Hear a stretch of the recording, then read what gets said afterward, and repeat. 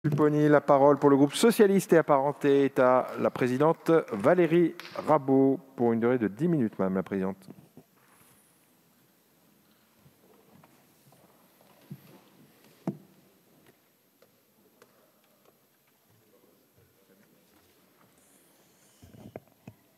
Monsieur le Président, Monsieur le Ministre, Monsieur le Président de la Commission des Finances, Messieurs les rapporteurs généraux, mes chers collègues.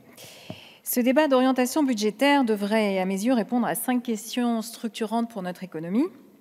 Et, Monsieur le Ministre, je ne crois pas avoir entendu ces 5 questions dans vos propos, ni dans ceux de Bruno Le Maire, ni par conséquent les réponses. Aussi, je souhaite profiter de cette intervention pour vous les adresser. D'abord, la question des scénarios macroéconomiques. Ça a été dit avant moi. Cette nuit, à 5 heures du matin, vous nous avez adressé une révision du scénario pour 2021. Au lieu de 5% de croissance économique, vous tablez sur 6%. Pour 2022, en revanche, vous maintenez un scénario de croissance économique à plus 4%. Ces données sont en ligne avec la plupart des instituts économiques, ce qui constitue, à mes yeux, une base de travail raisonnable. Néanmoins, le contexte sanitaire crée un niveau d'incertitude qu'il serait tout de même important d'appréhender, ou du moins de mentionner, ce qui n'est absolument pas le cas dans les documents que vous nous avez remis.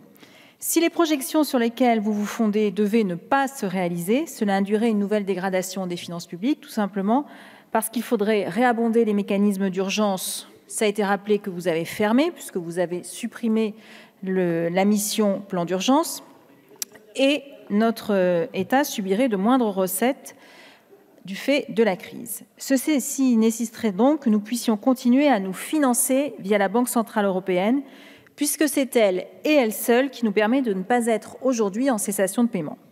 C'est donc ce circuit de sécurisation du financement qu'il serait important d'aborder, d'autant qu'il ne vous a pas échappé que l'Allemagne est celle qui contribue le plus à ce mécanisme de financement et qu'elle va avoir en septembre prochain des élections législatives qui, selon leurs résultats, pourrait amener à un changement de philosophie. Aujourd'hui, la Banque centrale européenne a une taille de bilan, c'est-à-dire ce qu'elle finance, de près de 8 000 milliards d'euros, ce qui représente les 3/4 du PIB de la zone euro. Cette proportion est par exemple le double de ce qui se passe aux États-Unis lorsqu'on rapporte le PIB américain et la taille de la Fed. Aussi, je souhaiterais que vous puissiez nous éclairer sur le mécanisme de financement. Je n'ignore pas que la Banque centrale européenne est indépendante, mais je n'ignore pas non plus qu'étant donné les sommes en jeu, seule la décision politique s'impose en la matière. Deuxième question, la question de la sanctuarisation de la croissance potentielle. Alors je sais bien que ce concept de croissance potentielle peut paraître un peu techno, néanmoins il est très important car c'est celui qui assure notre avenir. J'entends bien le chiffre de plus 6% de croissance économique en 2021 et plus 4% pour 2022 en termes de prévision de croissance. Cela peut rassurer. En tout cas, ça illustre le fait que notre économie repartirait sur de bons rails.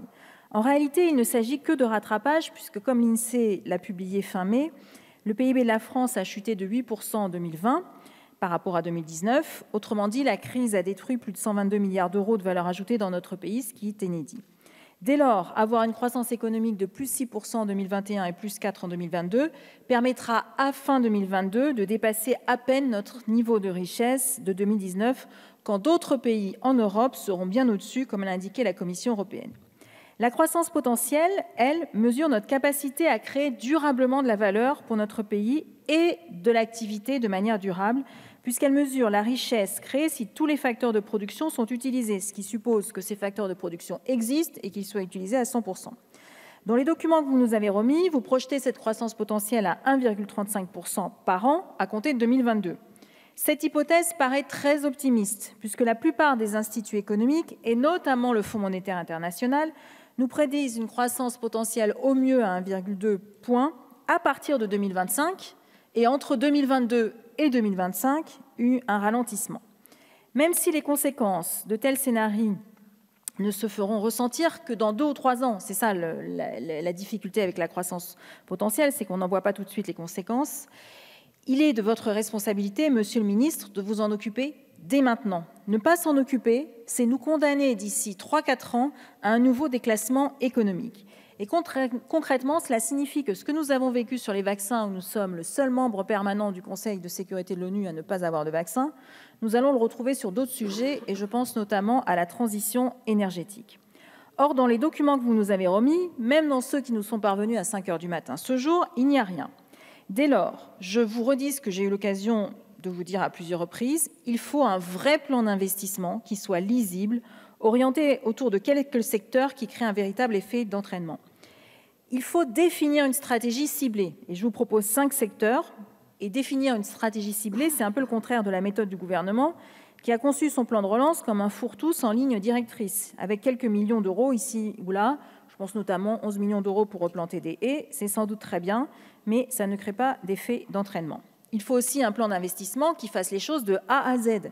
Sur les bornes de recharge électrique, vous proposez une subvention, quand l'Allemagne, elle, fait l'investissement total. C'est ça qu'on attend d'un État stratège et d'un État qui porte une véritable stratégie économique. Il est encore temps de corriger le tir pour bâtir un vrai plan de relance industrielle. Et plutôt qu'un travail en solo, le gouvernement aurait intérêt à réunir les industriels de notre pays et définir en concertation avec eux les projets clés qui, sur la base de 5 secteurs stratégiques, l'énergie, les transports, l'agriculture, la santé et le numérique, permettraient d'avoir un vrai effet d'entraînement sur toute notre économie. Il pourrait s'agir de la création de puits de carbone, de la réouverture d'usines de médicaments, et je pense à ma collègue Christine Pires-Beaune, du maillage des territoires en bornes de recharge électrique, du développement d'une filière biométhane, indispensable pour les territoires ruraux, de la création de débouchés pour la filière hydrogène. Bref, c'est ça une vraie cordée, Monsieur le Ministre, organisée autour d'objectifs clairs. Tout ceci porte un nom, la réindustrialisation. Je ne peux que vous inviter à adopter en la matière la méthode Biden qui repose sur 3 piliers. Faire prendre un vrai virage à l'économie, soutenir ce virage avec des investissements publics et veiller à le faire sans détruire de valeur. Troisième question, celle du pilotage des finances publiques. Dans le scénario que vous avez retenu, vous présentez une trajectoire de baisse des dépenses publiques, mais vous vous gardez bien de dire lesquelles. Alors je trouve que cette méthode n'est pas très honnête, donc je vous pose la question, pour réaliser votre trajectoire, quelles sont les dépenses publiques que vous envisagez de couper?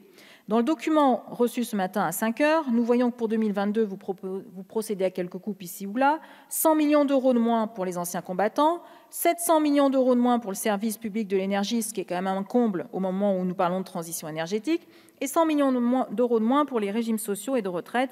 Ce ne sont là que quelques exemples. Quatrième question. Au printemps et à l'été, le gouvernement a fait beaucoup de nouvelles annonces, dont aucune n'a trouvé de traduction budgétaire dans le projet de loi de finances rectificative pour 2021. Ceci signifie donc que ces annonces n'auront aucune réalité en 2021 et qu'elles auront au mieux une réalité en 2022, à condition que vous les budgétisiez. Mais vous envisagez que les mettre en œuvre en 2022, c'est plus d'1 an après leurs annonces. Parmi ces mesures annoncées, il y a les primes pour les professeurs, le plan montagne, le chèque psychologie, le milliard d'euros pour le logement, l'extension de la garantie jeune, et à mes yeux, ce qui manque aussi, c'est les 2 millions d'euros que vous n'avez pas mis dans le PLFR, qui manquent au 3919, le numéro d'urgence pour les violences conjugales, pour faire en sorte que les équipes soient assez nombreuses pour prendre tous les appels, 7 jours sur 7 et 24 heures sur 24, et éviter que 40% d'entre eux soient sans réponse. 2 millions d'euros, Monsieur le Ministre. C'était quand même pas grand-chose, et ça n'est même pas dans le PLFR.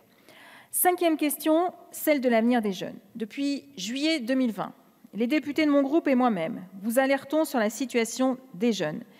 Et cette alerte figurait déjà dans la réponse que j'ai faite au Premier ministre lors de son discours de politique générale. Dans une note du 12 mai 2021, la DARES observe une dégradation de la situation des jeunes plus importante que pour celle du reste de la population. Elle écrit ainsi « En 2020, suite à la crise du Covid, la situation sur le marché du travail se dégrade, notamment chez les jeunes. Le taux d'emploi des 15-24 ans recule de 1,2 points alors qu'il diminue seulement de 0,4 points pour les personnes âgées de 25 à 49 ans. Ainsi, entre 15 et 24 ans, un jeune sur 4 est aujourd'hui au chômage, selon Eurostat, l'Institut européen de la statistique. Face à cette situation, nous vous avons formulé de nombreuses propositions qui toutes ont été chiffrées. Je pense notamment au minimum jeunesse, comme il existe un minimum vieillesse dans notre pays. Monsieur le ministre, il faut que la France cesse de figurer parmi les 4 pays sur les 27 que compte l'Union européenne qui n'ouvrent pas ses droits sociaux aux jeunes. Ce sera une priorité. Nous le mettrons évidemment dans le débat présidentiel. Ce minimum jeunesse doit trouver une concrétisation dans notre pays et il faut que la France cesse de faire partie des exceptions au sein de l'Union européenne en n'ouvrant pas ses droits sociaux à la jeunesse. Je vous remercie. Merci beaucoup, Madame la Présidente.